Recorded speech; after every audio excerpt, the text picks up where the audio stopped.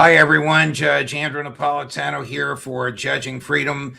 Today is Thursday, January 15th, 2026. Welcome to this special edition of Judging Freedom in collaboration with our dear friends and colleagues at ZeroHedge. This is a 1 hour, more or less, debate between Dave Smith and Dinesh D'Souza. You probably know both of these gentlemen. Full disclosure, they each have been friends of mine for a long time. Dinesh is a well-known conservative writer who will be making the more conservative Trumpian, if you will, argument. Dave Smith is one of the premier defenders of libertarian principles. He'll be making the other argument. The question is, what is America first?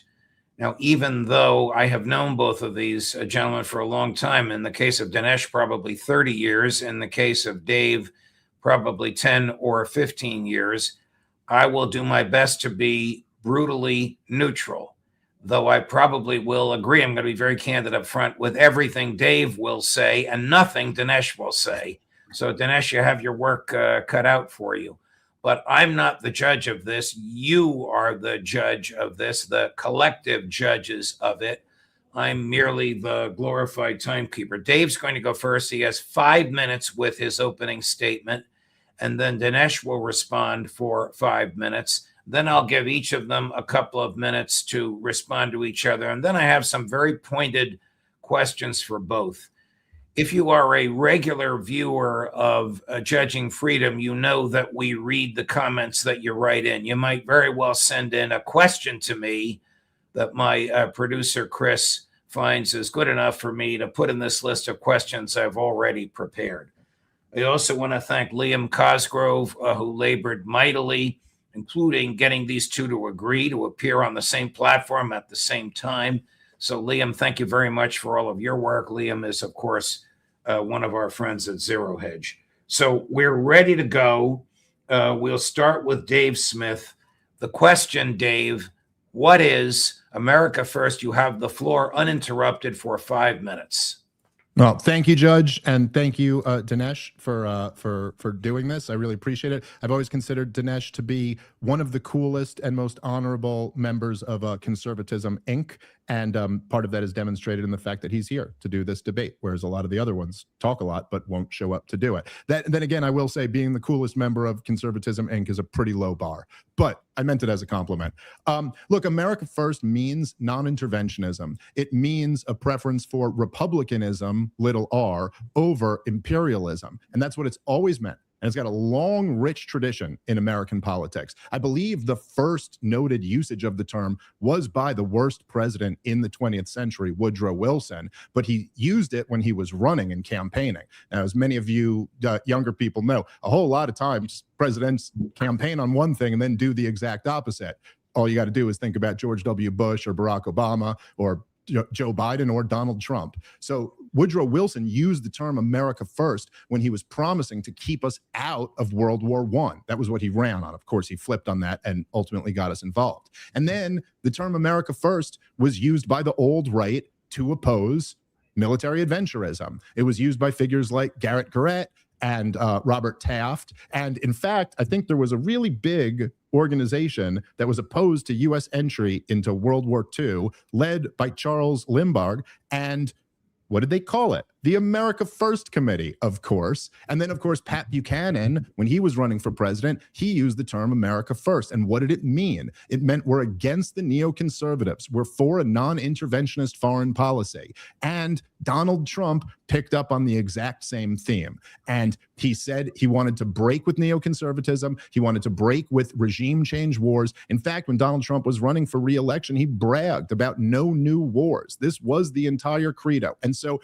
to try to pretend, as many of the hawks are now, that America First just means this vague something that's good for America. America First means toppling the Ayatollah on behalf of Israel, or America First means flirting with wars of choice and wars of aggression is nonsense. And that's never what anyone who's been using the term has meant by it. And in fact, all you got to do is go back to 2016 when all of the hawks who now are saying they get to define what Trumpism is, they all objected to America first. There's all types of great quotes that you could find from Ben Shapiro and Bill Kristol and them, who said, we don't like that he's saying America first. That's anti-Semitism or something like that. But of course, their beef was always that they knew what the term meant. And the term meant that we're not going to go fight wars to make the military-industrial complex rich. We're not going to fight wars on behalf of Israel that are not in the interest of the United States of America. And that's what Donald Trump capitalized on, and that's what he's abandoned. And that is why there's this huge split on the right wing between the people like me who wish to be America first and the people like Dinesh, who evidently, although he admits he was completely wrong to cheerlead the war in Iraq, has not learned his lesson from that and is still flirting with more wars of choice. That's all. Thank you, Dave. Dinesh, your opening statement, which if you wish can include a response to what Dave said, but he used about 3.5 to 4 minutes. You have your full 5. Glad to be here. I always enjoy debate formats, and this is a very important issue because it goes to the heart of the future of MAGA, not just in the Trump era, but beyond. I don't understand America First quite in the sort of particularistic historical context. It's irrelevant to me what Charles Lindbergh believed or what people thought in the 1930s or 40s about the term. I think that the popularity of America First is because of the general sort of realism of the term. In other words, we live in America. Our allegiance is to America. This is our country, and our patriotism is based on an attachment to our country. Now, our country has ideals, and it also has interests. So what are our ideals? Well, an attachment to a constitutional republic, an attachment to freedom, by which we mean things like freedom of speech, freedom of assembly, a government that is accountable, at least in some procedural terms, to the people, free markets. So these are our ideals. But countries also have interests. And interests have to do with things like this guy has a lot of oil and we could use some of that. And this country has rare earth minerals and we could use some of that. So quite apart from our ideals, the truth of it is that we are a powerful country in the world. By the way, very different than we were at our founding. One of the problems with people invoking isolated quotations from the founding, we should not go in search of monsters to destroy, is that that is always the natural position of a fledgling republic. It's kind of like an infant in the playground saying, well, I don't want to get into any fights with anybody. That's because I'm 3 years old and they're going to run all over me. But that doesn't necessarily become the position of the guy when he's a teenager, when his position of power is completely different to the other guys on the playground. So this is what I mean by realism. Realism is taking account of the fact that we are a powerful country today. We have ideals and interests, and we live in a hostile world. So living in a hostile world means that the world is populated by not only good guys and bad guys, there are plenty of those, but people who are beneficial to our interests and people who are harmful or inimical to that. The idea that we should pretend that this is not so, which is essentially the isolationist position, it's closing your eyes, sticking your 2 forefingers in your ears, and acting like you're the only country in the planet. This is illusion and this is idiocy. Why? Because the bad guys of the world will never leave you alone. The bad guys in the world recognize you're top dog. You have the biggest GNP. They want to displace you as the world's sole superpower. They, in fact, would rather see you flat on your back. They make complex alliances with each other. The BRICS alliance, let's come up with a different currency and undermine the dollar. They have all kinds of currencies. Let's Russia and China unite with Iran and let's all move into Nicaragua, which is just a couple of 1,000 miles from Miami. That's an excellent base from which we can conduct operations against the United States. Let's try to find our way to sneak through the border. So all of these are external threats. And these external threats connect directly with our domestic politics. So America First to me is a recognition that it is good for us to protect our ideals and it is good for us to protect our interests. So we have to always evaluate, are our ideals at stake? Are our interests at stake? Does it make sense for us to get involved over here? And that doesn't settle the question of how. Do we send troops? Do we send advisors? When the Soviet Union invaded Afghanistan, Reagan didn't send troops, but he sent some CIA advisors. He gave the Mujahideen some handheld rockets to shoot down Soviet helicopters. And the effect of that was to ultimately weary the Soviet Union, drive it out of Afghanistan. That supported our ideals. That supported our interests. So there are innumerable examples where the US has intervened effectively, where regime change has worked out beautifully. And the counterexample generally relies on a single case: Iraq, Iraq, Iraq, and Iraq all over again. That only works for people who have essentially a 2 decades view of history. Okay, we're going to stop at this point. You stopped at exactly 5 minutes. Dave, I'm going to give you 2 minutes to reply. Okay. Well, first of all, the quote, the John Quincy Adams quote that you mentioned when he said going around the world looking for monsters to destroy, he said, "We will become the dictatress of the world, but we will lose our own soul." So he certainly was not saying it's because we're weak. He even predicted at the time that we could dominate the entire world. His point is that we would lose those ideals that you're speaking of. And even when you say this, Dinesh, like, it's nice that you say that the Constitution and free markets are one of your ideals, but you've destroyed these ideals. You and all of Conservatism Inc. They're currently asking for a $1.5 trillion defense budget. The Constitution does not allow us to be an empire, and the Constitution is what created this federal government. And all of the politicians put their hand on a Bible and swear before God and all of us that they will defend it. And all these wars are totally illegal. Donald Trump was not repelling an invasion in Venezuela or in Iran. He had all the time in the world to go to Congress and get permission, but he didn't. And as far as sitting there and saying the isolationist or the position relies on you closing your eyes and pretending that none of these things exist, this is the exact same thing that you and all your friends said in the war in Iraq. And that you're right. It wasn't that they were closing their eyes. It's just that they were making a wiser calculation than you and all of your friends, who got 1 million people killed and cost us trillions of dollars. And I'm sorry, but the only example of disastrous intervention we have is Iraq is nonsense. We could go back to the 50s in Iran and Guatemala, where we overthrew the commie government and hundreds of thousands of people died there. You could look at Ukraine. You can look at Libya, Syria, Somalia, Afghanistan, Yemen. We got examples all over the place of this thing turning into catastrophes. But every single time that you guys want to sell us on a war of choice, a war of aggression, you just say, you don't understand how complicated the world is. You don't understand the threats that we have. And then you all have your plans about how Chalabi is going to be embraced and we'll be greeted as liberators. And every single time it blows up in our faces. So I just think this is totally you're saying a lot of things that sound nice, but the onus is on you.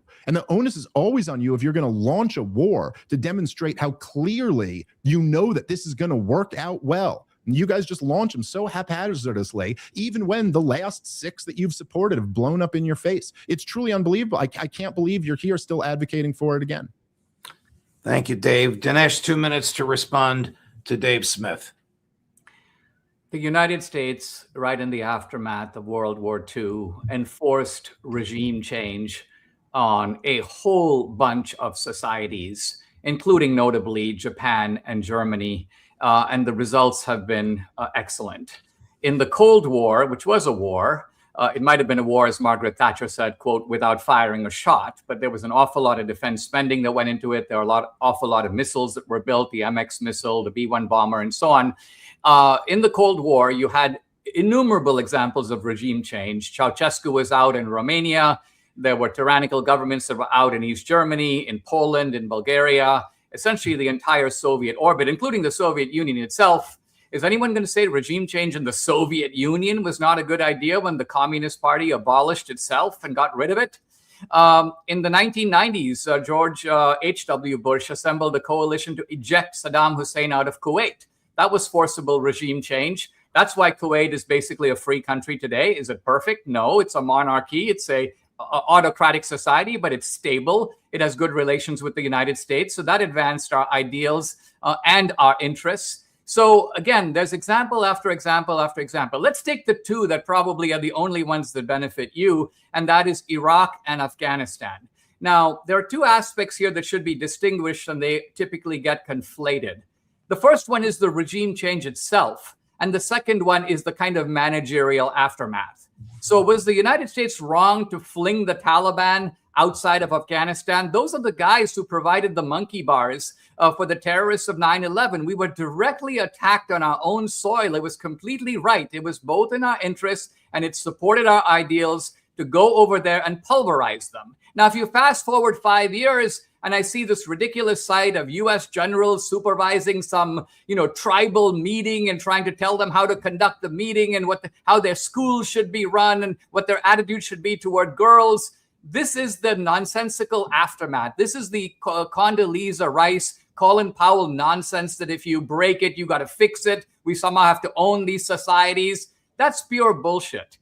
So I say, I'm going to stop you here. Change and no to the aftermath. I can tell from the look on your face you want to respond before I start with the questions, Dave. Go right ahead, please. 2 minutes, more or less.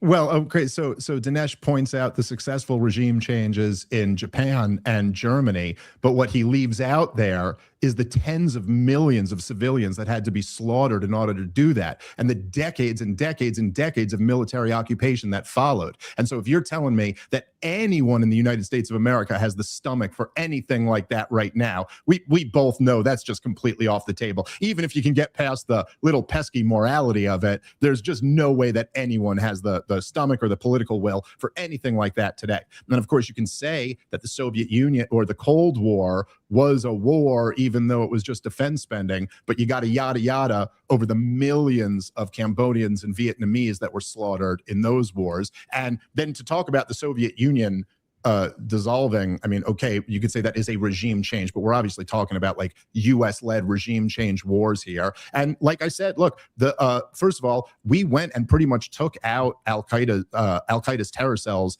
in Afghanistan by Christmas of 2001. It was mostly done with CIA and special ops. And then we fought a 20-year regime change war against the Taliban. And so if you want to say that the problem isn't overthrowing the regime, the problem is sticking around and nation building, okay, but we didn't do that in Libya. We just completely destroyed the place. And we didn't do that in Syria. And it looks like that place is on its way to being destroyed too. And yet the fact is that if you're going to do a regime change, well, the only way to really have a say in what government follows is you have to militarily occupy the place. But if you want to go around, if you, again, like I gave you a whole bunch of examples and you're saying the only one I really have is Iraq and Afghanistan, but of course, Libya is an obvious other example. Well, yeah, we didn't make any of those mistakes that you suggested. We just destroyed the place, and there's open air slave markets there to this day. I mean, you guys at this point, I'll wrap up. I'm sorry, Judge, but you guys with your regime change, philosophy, you have a Holocaust's worth of dead people on your conscience. Dinesh, how does the United States gain by its extraordinary obeisance to and financing of the government in Israel? Andy, if I may, give me 2 minutes to respond to Dave, and then let's launch the questions, just because he got the extra 2. I just want to address a couple of specific Go right ahead.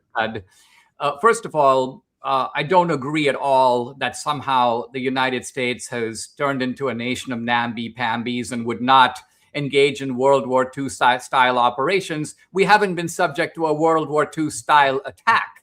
Yes, if the Chinese came over and let's just say bombed Chicago and took out the city, or wiped out 1/3 of our Navy, as happened in Pearl Harbor, I think we'd have a lot of appetite for responding very aggressively. It's just that we've lived in an era of where that kind of attack on the United States directly has not occurred, and therefore we've had these sort of smaller wars, at least by comparison.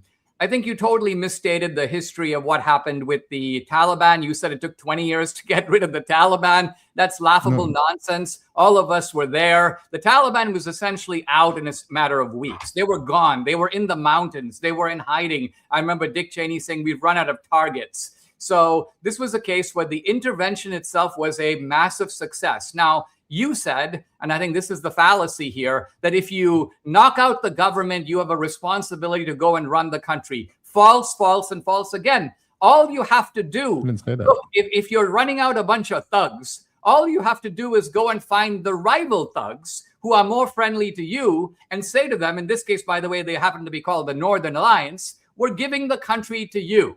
You run the country from now on. We're not telling you how to run the country. We're not telling you what policies to have or what your educational system should be. All we're telling you is you need to be a friend of the United States. That's how a mature foreign policy is run. It's been run that way, by the way, for centuries by powerful countries. When the British, for example, defeated an opponent, they didn't necessarily feel we've got to go over there. No, you basically get your friends in there and they deal with you on a different basis than the bad guys.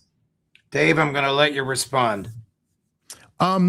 Well, look, I mean, just to say that this is a mature foreign policy or something. By the way, I just never said, it was just blatantly not at all what I said. I didn't say if you depose the leader, therefore you break it, you buy it. I'm suggesting we don't go around deposing the leader. And to sit here and say that this is a mature foreign policy, like it's a, yes, so we're sitting here. So currently we have a white hot war going on in Europe right now, which is a proxy war between all of Europe, the United States of America, and the biggest nuclear power in the history of the world.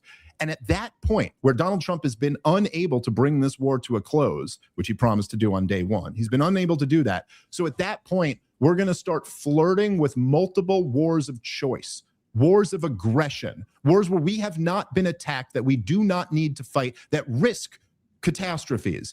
There's nothing mature or wise about that. This is reckless. This is a result of living in an era of decadent elites where the most unimpressive have risen to the top. And there is absolutely no tradition of serious conservatism or right-wing thinking that would tell you that this is the move to make at this point in history. Start attacking and flirting with wars of nations that pose no threat to you based off lies. All of them based off lies. There's no maturity in that whatsoever. Briefly answer, if I may, and then we can do questions. I'm just trying to keep the even timing here.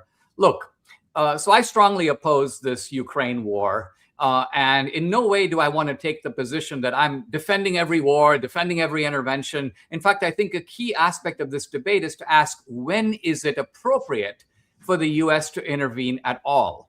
So my view is that we should intervene only when both our values and our interests are involved, when it is to our benefit, both in terms of values and in terms of interest. So let's take Ukraine.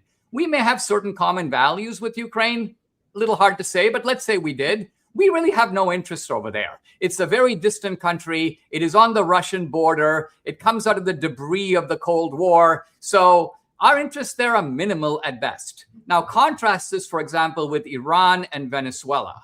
Venezuela has been a staging operation ground for hostile powers for 20 years. There are Iranian radicals sitting in the Venezuelan parliament. There are Chinese operatives in Venezuela. There are Cuban bodyguards guarding Maduro. So the idea that somehow there's this sort of innocent nation operating on its own and we just go over there. Iran is the node center of problems for the United States since the Iranian Revolution. Radical Islam has for the first time got a hold of a major state. It's difficult enough to deal with ragtag operations like ISIS and Al-Qaeda, but when you have a powerful country, 90 million people, very smart, possibly nuclear capacity or certainly nuclear potential, you're dealing with a serious threat. There's no other way to look at it.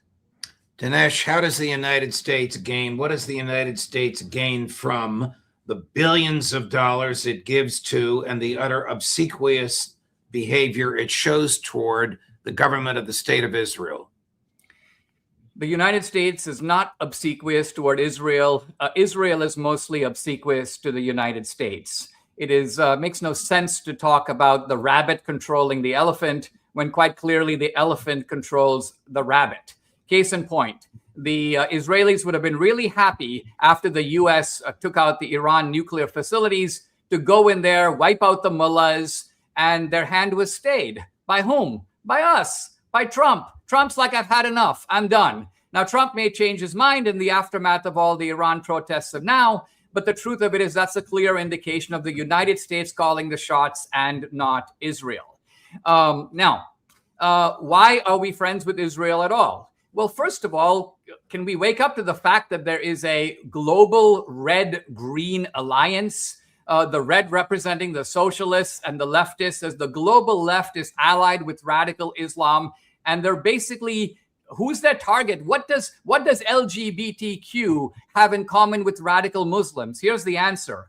They are opposed to the Jews, they're opposed to the Christians, they're opposed to Israel, they're opposed to the United States, and they are united by that common hatred. So doesn't common sense tell you that it's better for the Jews and the Christians to come closer together, for America and Israel to come closer together to repel this global threat? The answer is yes. And so to act as if the United States is somehow kind of acting on the orders of Israel, when A, we have a common interest with Israel, B, the Israelis are the best people in the world to fight radical Islam. They know how to do it.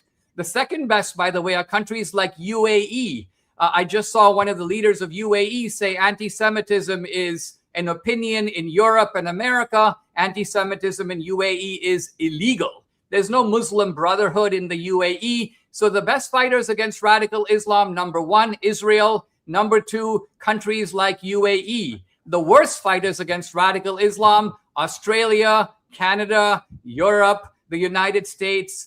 Don't we see that this Islamic infiltration is occurring right in the middle of our own country? I saw after Mamdani won, one of his activists said that the radical Muslims will have 50 congressmen in 10 years. So are we pretending like this is all happening, quote, over there instead of right here? Dave, what does the United States gain by its obsequious behavior and enormous donations to the government of Israel?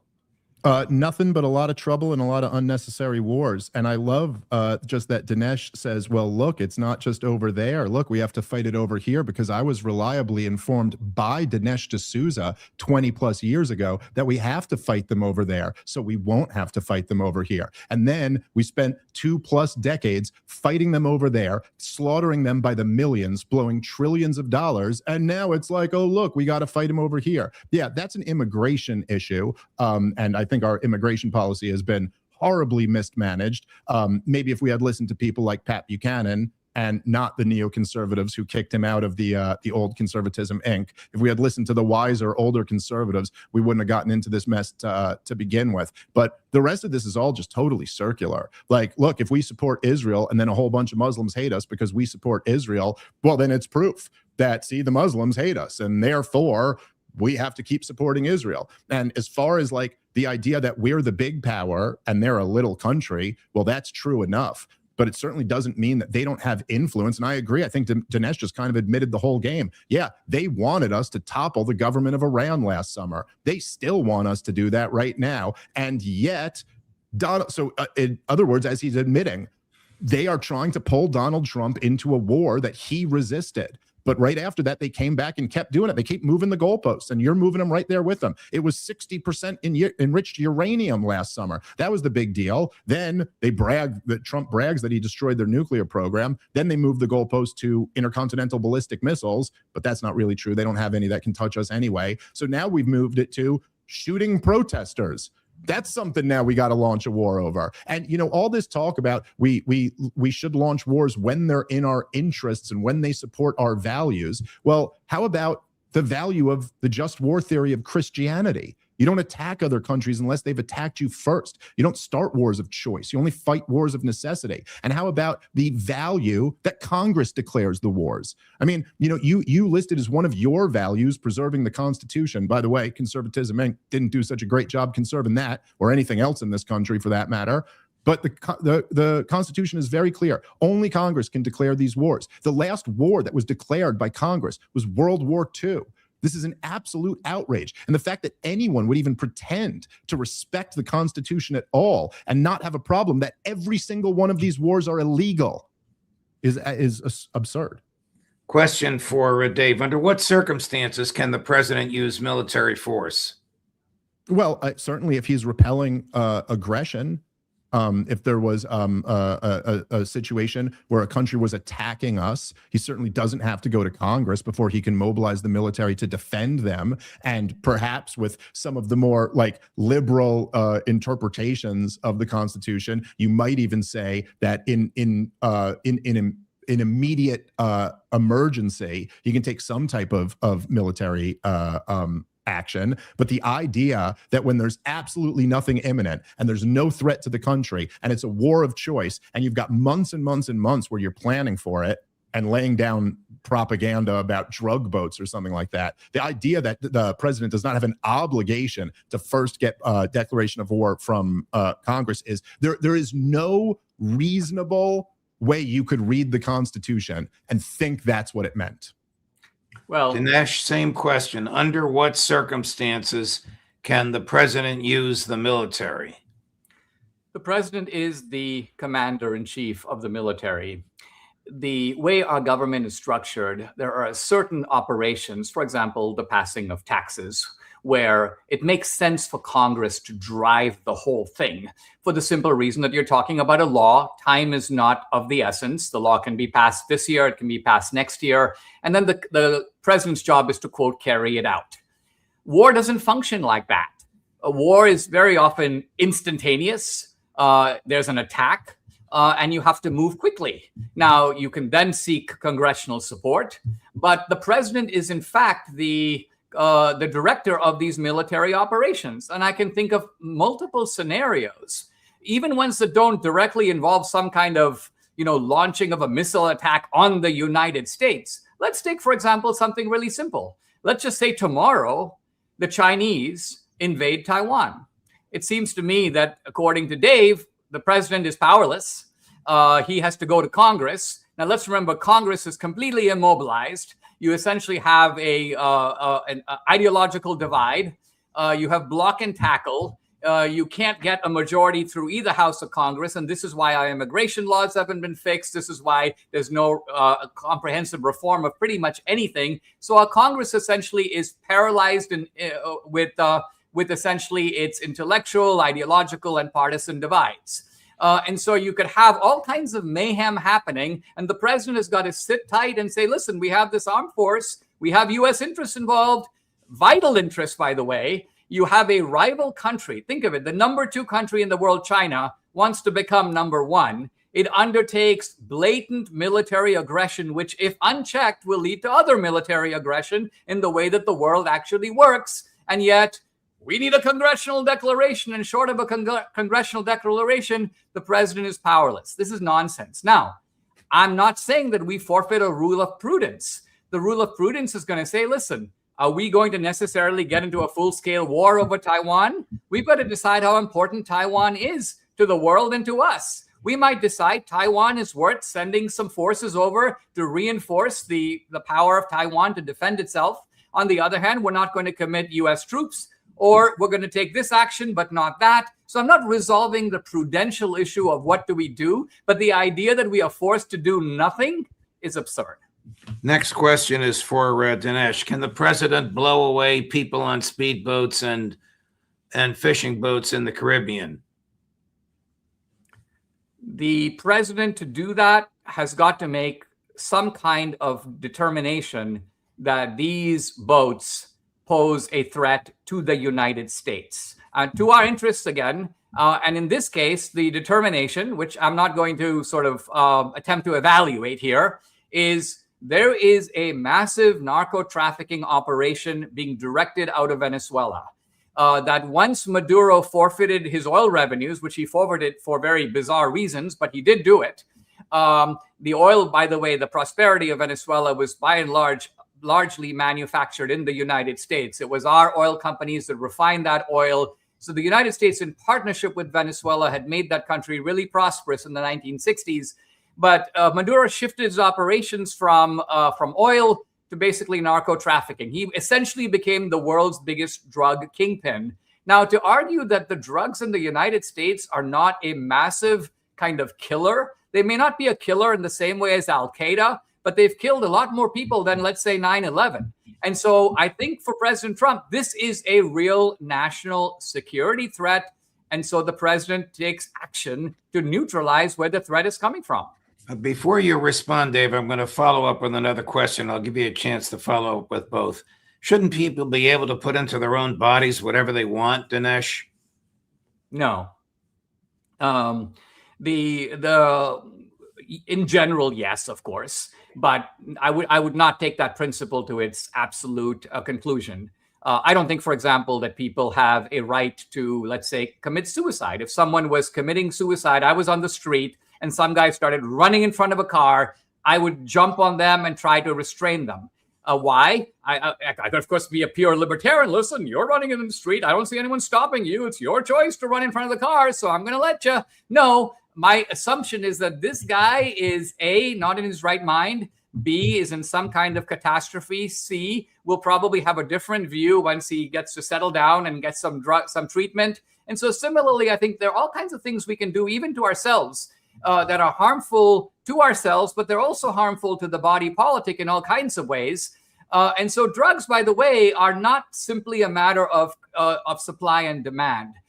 They destroy families, they destroy communities, they have wiped out entire communities in this country. So we can't ignore the larger debris that has been caused by the infestation, I think, of drugs in a widespread sense. By the way, these are drugs that are obliterating your ability to think.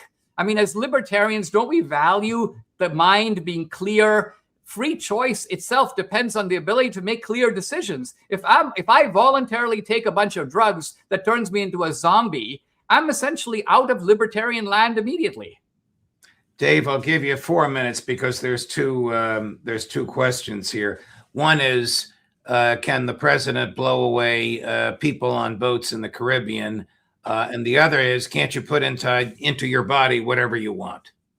Yeah, ironically, when Dinesh was giving his understanding of the Constitution, I was thinking he must be high on drugs right now. So evidently not. But the idea, I mean, what Dinesh is describing is the dictator of an empire. It has nothing to do with the government that the Constitution describes, and certainly nothing to do with a president. And the idea that, I mean, just think about how vague this, it's like arguing with a postmodernist, like America first can mean anything that might be in our interests. And the president can bomb boats when he's determined that the boats, and then onto this drug problem. So first of all, the idea that, like, I don't know, we were talking about what's legal, what is legal and what is illegal. And you, not me, said upholding the Constitution as one of your ideals. And so I'm sorry, I guess I must have missed the clause where it says only Congress can declare the war unless they're ideologically captured, in which case then the president becomes a dictator with all the war-making power. So I just think that's silly. And in terms of the drugs thing, I mean, look, man. These aren't wars. We're not talking. No, Dinesh, hang on. Let him finish. Go ahead, Dave. Yeah. Well, okay, they're not wars. So we haven't fought a war since World War II. Vietnam and Korea and Iraq and Afghanistan and Libya and all of these, they're not wars. Oh, okay. If that's what you're, again, my point was that you argue like a postmodernist. Thanks for making the point. I didn't say that. You just invented that. I didn't say all those. Hang on, Dinesh. Dinesh, hang on. Don't take any of this personally. Finish, Dave. Dinesh, I'll give you all the time you want to address what he's saying. As far as the drugs go, in terms of relation to Venezuela, this is the most obvious pretext for war that I've ever seen. The drugs coming from Venezuela make up a tiny fraction of the drugs that get into the United States of America, and almost none of the fentanyl. And so even if you were really going for the drug argument here, you would be going after Colombia or Mexico or something like that. The idea that Venezuela has nothing to do with any of that. And it's just one of the many lies that were used to sell us into this war. So yes, Judge, to answer your question, I do believe people ought to have the right to put into their own body what they want to. But also, this has nothing to do with drugs anyway. Dinesh, go ahead. You can respond. Okay, number one, we are not at war with Venezuela. We have captured the narco-trafficking kingpin of Venezuela. He's facing trial. The trial will play out as it will. His deputy is in charge. The Chavistas are completely in charge of Venezuela. Some of the Venezuelans don't like that, but that's the reality of it. So the idea that we are at war with Venezuela is just an example of the verbal promiscuity, where if the United States takes any action, you declare it to be a war and want to know why Congress hasn't been consulted. Same with the drug boats. Look, I agree with you to a degree that I think for Trump, this is a little bit of a pretext. I agree. This is how Trump is. So what Trump does is he has a grievance, and sometimes the grievance is a little different than the pretext. I think Trump's real grievance with Venezuela is that Maduro opened up his prisons and he sent a whole bunch of really bad guys to the United States when the Biden administration had the back door open. I think that this has pissed off Trump to no end, and Trump is looking for a reason to sort of whack that guy. So I live in the real world. I'm not saying that the world is a pretty place, that Trump even thinks in ideological terms. I don't think he does. I think that the way Trump looks at it, he's the CEO of the team United States of America. There are rival teams in the world, and there are rival teams that want bad things for us. Trump is not like Bush. He's not a neoconservative, and it's a complete misunderstanding of Trump to think, oh, it's Bush all over again. No, Trump's idea is to take a middle course between, I think, the kind of vacuous isolationism that you're recommending, Dave, and the overzealous interventionism of the Bush era. And Trump's idea is Soleimani, al-Baghdadi, grab Maduro, support the freedom forces in Iran, do it prudentially, short of war, and yet get the same result as you would if you won a war. Dave, well, I guess my next question is to Dinesh and not to Dave.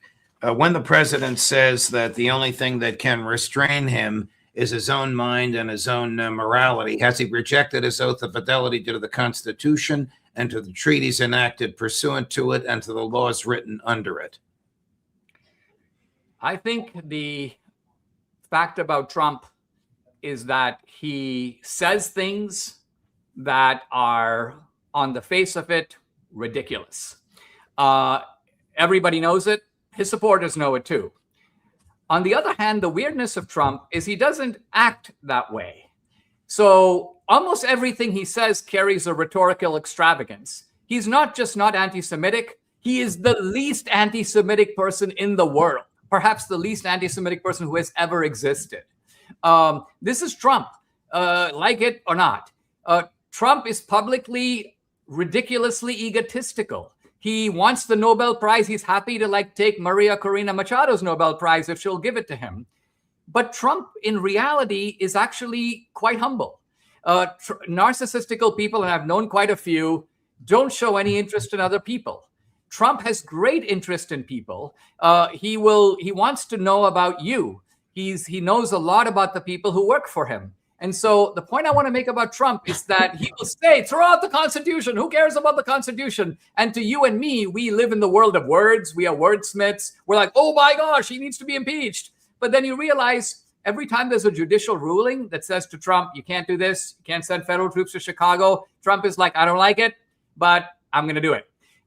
Trump did not like the results of the 2020 election, but guess what? He exited the stage when the day came. So you have to, with Trump, you do have this kind of verbal extravagance, but it's accompanied, I think, by prudential action. And we have learned ultimately to judge Trump in that way.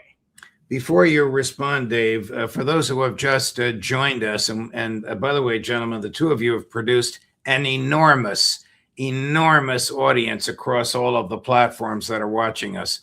But for those of us who are just joining us, I'm Judge Andrew Napolitano.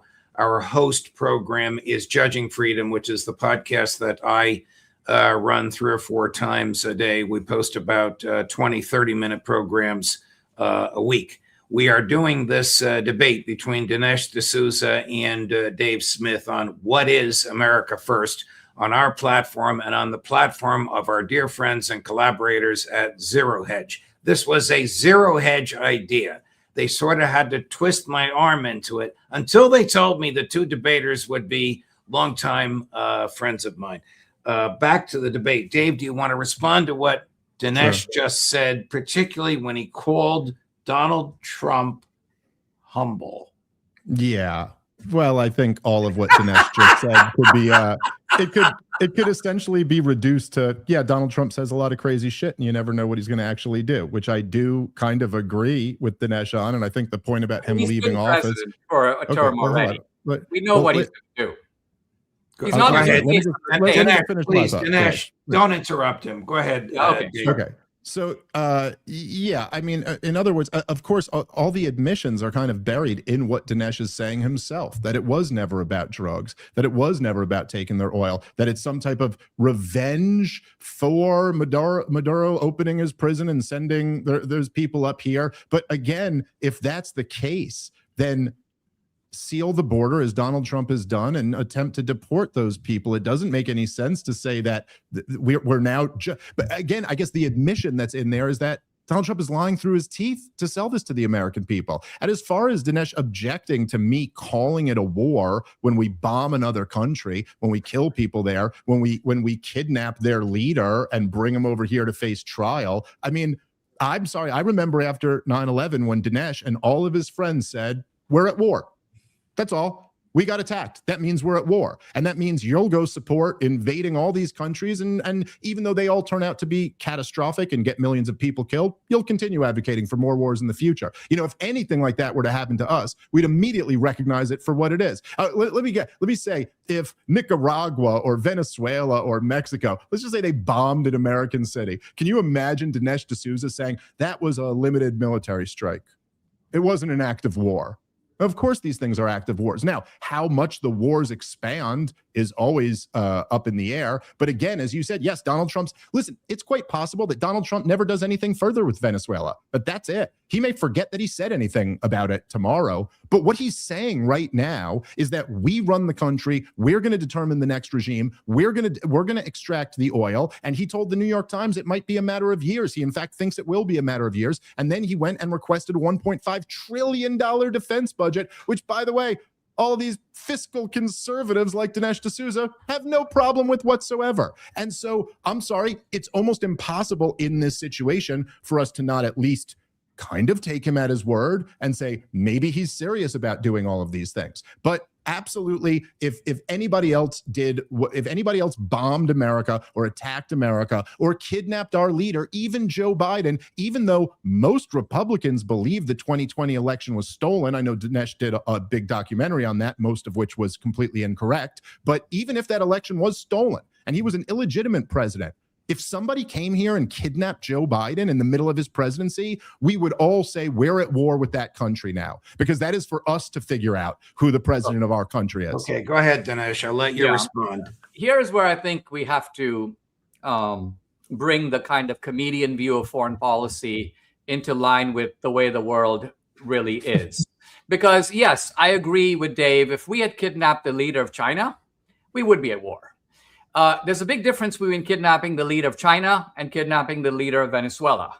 What's the big difference? To Dave, there's no difference because they're a sovereign country. The big difference is that Venezuela can't do anything to us and China can. So there's a big difference in the real world. Now, with regard to Trump's reasoning or his pretext or whatever, in the real world, we recognize that the language of diplomacy, the rhetoric of action is not the same as the cause of action. Thucydides says, for example, in the opening of the Peloponnesian War, he gives long speeches on the part of the Athenians, on the part of the Corinthians, on the part of the Spartans. And then Thucydides says this key line. He goes, whatever the parties have said, he says, in my view, the real reason for the war was the rising power of Athens and the fear that it inspired in Sparta. That's the real reason. The rhetorical reason is, oh, you crossed the border over here, you took away my fishing rights over there, you did this, you did that. That's talk. But the real reason is the motive for doing it in the first place. So the point is, I think that strategists of foreign policy, Sun Tzu, Clausewitz, have understood for generations that you have to separate the kind of boilerplate rhetoric from the motives of action. And all I'm saying is that in the real world, we have genuine interests in the world. We have friends who can help us. We have enemies who can hurt us. We need to ally with our friends and undermine our enemies. And that's going to call for a moderately interventionist foreign policy. Dave, I'll let you respond. And then I have a question for both of you in which I will let you sum up your arguments as well. It's a question very different from what we've been discussing. But Dave, you can respond to what Dinesh just said. Well, from this comedian's perspective, our moderately interventionist foreign policy seems to be us being the dominant force in South America, Europe, Asia, and the Middle East. It's a moderate intervention where we have thousands of bases in hundreds of different countries all around the world. I'd say it's like the most interventionist foreign policy in world history, but okay. Dinesh, you could say this is the separation between the comedian's understanding of how these things work versus yours, but like you were aligned with the neoconservatives, man. I'll put my track record on foreign policy up against yours any day. And it's not because of me or I'm a comedian. I just listen to all the best people like Ron Paul and Pat Buchanan and Judge Napolitano and really wise people. And you followed like idiots like Bill Kristol around. So, whatever. I mean, yeah, I'm a comedian, but if you want to talk about the way things work if you'll notice in this debate, there's a whole lot of times where Dinesh is saying, Dave says this, but if you'll notice when I'm talking, I'm never saying that. Obviously, it would be a different thing to go kidnap the leader of China because they're a stronger country. Of course, no one's denying that. But if you really want to talk about the real world and how wars actually work and how they actually get solved, well, here's the real world. Dwight D. Eisenhower warned us of the military-industrial complex that had just been created. And those weapons companies fund think tanks where all of Dinesh's friends work and write papers. They were all sitting there, right? All of the Project for a New American Century, every think tank, all the ones that Dinesh worked for, every neoconservative, they all get big money from Lockheed Martin and Raytheon because they want to pay for people to write policy papers that advocate for more wars so that they can sell more weapons to our federal government. So in other words, a giant transfer of wealth, but worse than what the socialists want, which is from the rich to the poor, a giant transfer of wealth from the working class in America to the politically connected makers of weapons of wars. And if you drive around this country, all you got to do, this is the results, this is the fruit that Dinesh D'Souza's Conservatism Inc. has given us. Drive through the middle of this country and see all the destroyed towns all around you, all the closed factories, all the sad, where the places where people are dying from those OD deaths. And then you go drive around the suburbs of Washington, D.C., in Virginia, and see where all the multimillionaires are living who haven't produced anything. And it's not because of capitalism. It's not you go there and you see great big factories and that's why the rich people live there. It's because they work for think tanks that are funded by weapons companies. I'll let you respond to this, Dinesh, before I put this final question to both of you. Go ahead, please. Yeah, so for the whole of this debate, we've been hearing that foreign policy is the province of Congress.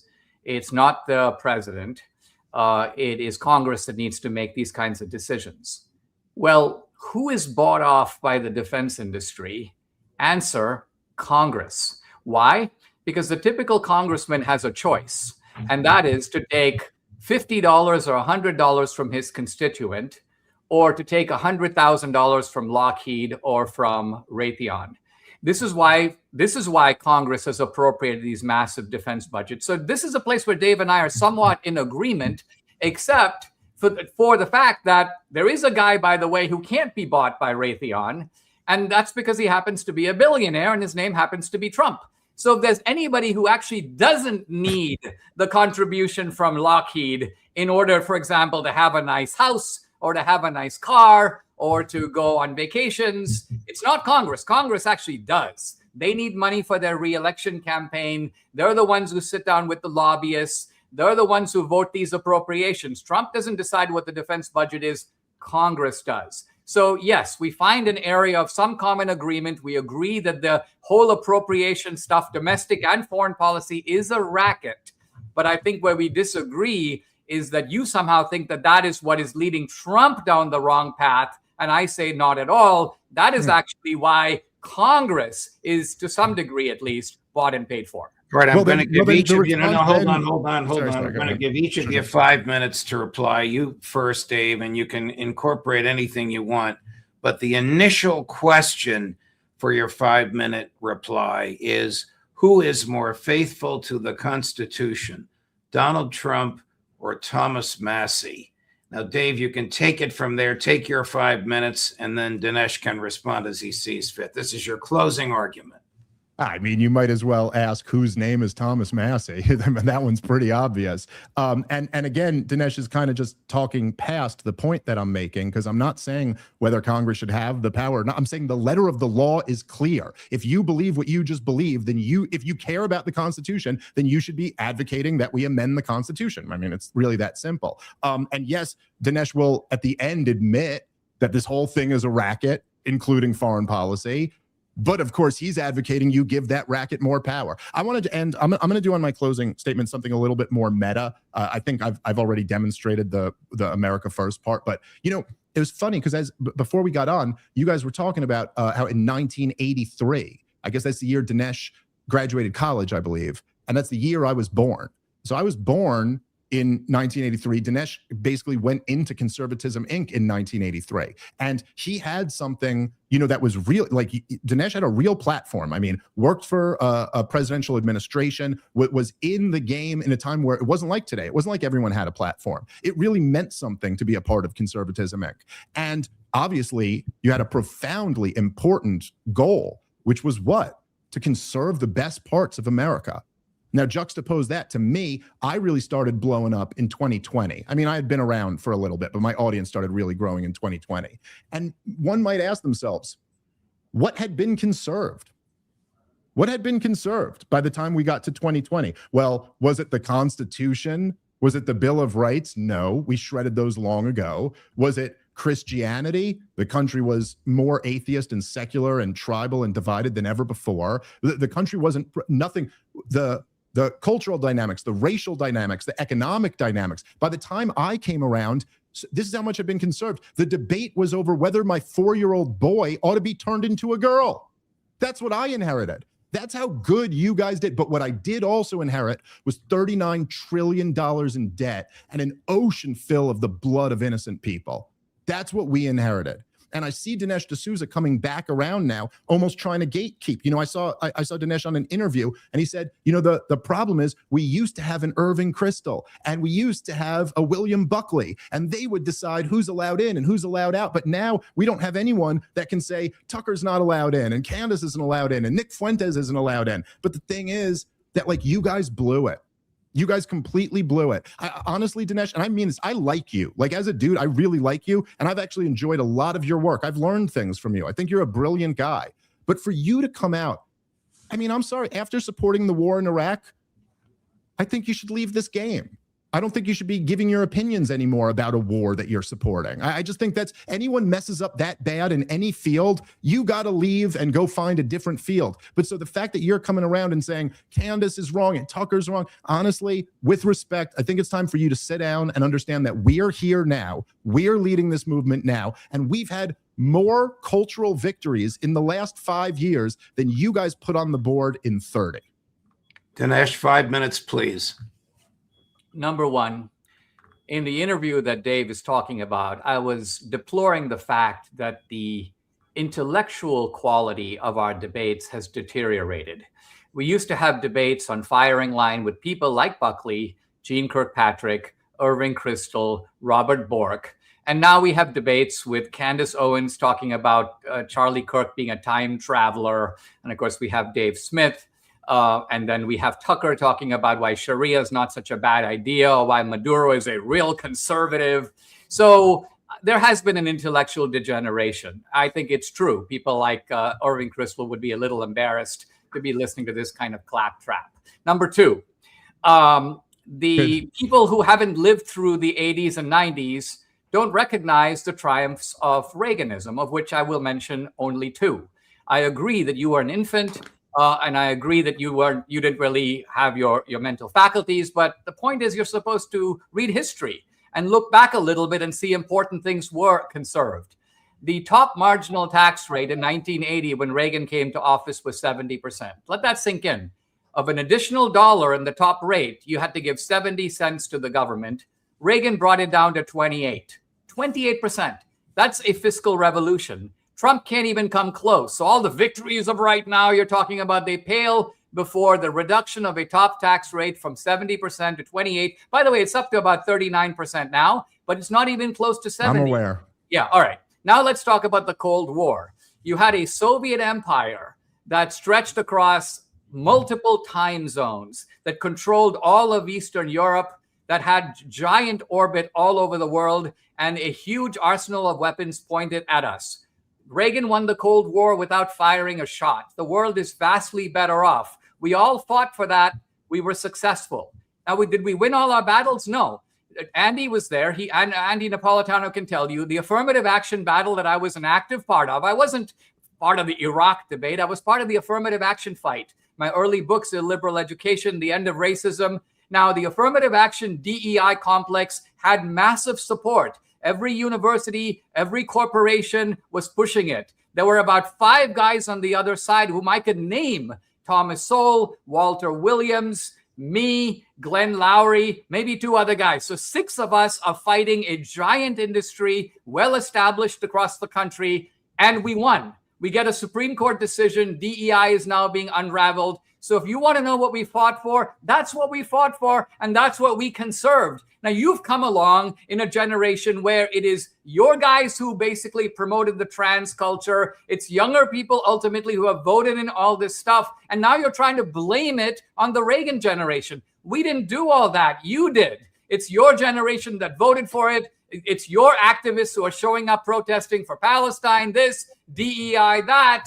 You know, we want to open the borders. The immigrants are our friends. They came yesterday, but they're Americans today. All of that stuff, if you want me to take blame for what everyone did in the 80s, you need to take the blame for Obama. You need to take the blame for everything that's happened in the last 12 years. We need to apply an even standard. I think we conserved a lot given the forces that were available to us. In some cases, we were grossly outnumbered. But did we promote gay marriage? No. Did I promote the trans movement? No. Yes, I was wrong on Iraq, but I was right on a lot of other things. And so the idea I'm going to be banished from the conservative movement because I called it wrong on Iraq, at least I'm man enough to admit it. Whereas you, the Iran strike will lead to World War III. Doesn't happen. Not a word of regret, not a word of apology. Just very quickly. I was wrong. I was an idiot. I didn't call Dinesh, it. So hang on. One minute, Dave. I know you want a second closing statement. No, it's just going to say, no closing statement. No closing statement. It's just, you made that up. I never said it. That's okay. Right. You thought the Iran strike was a great idea. No, I never said it would lead to World War III. You just made that up. That was just tough. All right. We'll stop. Okay, but I didn't say it. I think you guys are both super smart and passionate about what you believe in. And I thank you very much for the time that you've given us. I thank our friends at ZeroHedge. If you're watching us on Judging Freedom, which is the host venue here at 3:30 this afternoon Eastern, Professor John Mearsheimer. Thank you, Dave Smith. Thank you, Dinesh D'Souza. Thank you, Liam Cosgrove at ZeroHedge. Thank my producer, Christopher Leonard, Judge Napolitano, for Judging Freedom.